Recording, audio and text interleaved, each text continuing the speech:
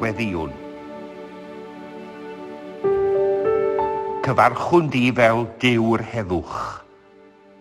A diolch am dy fod ti wedi datguddio hynny yn a thrwy Iesu Grist. Heddwch personol rhyngol ni a thi ydy'r un drwy'r Iesu. Rhywbeth yr ydyn ni gyd i angen. Y berthynas honno sy'n sicrhau heddwch yno ni a Iesu'r groes yn sylfaen i'r cwbl. A gad i ni gofio mai ef yw ein heddwch ni.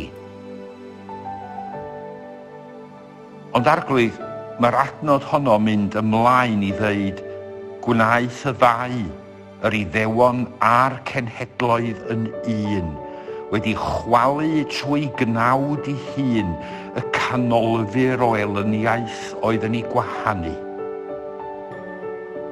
Gwneud y ddau yn un.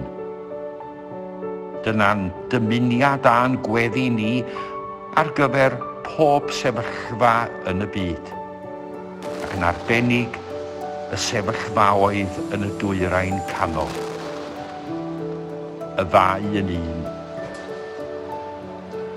Da ni'n ymwybodol arglwydd nad oes na ddim byd gwaeth nag elyniaeth.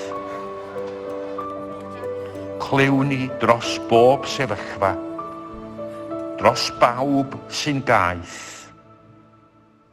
pawb sy'n dioddau anghyfiawnder, a phawb sy'n marw o newyn.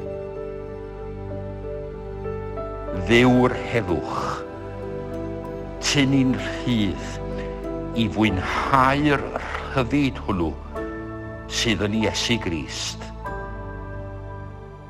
a'r rhyddid sydd yn cynnig bywyd newydd i bawb. Amen.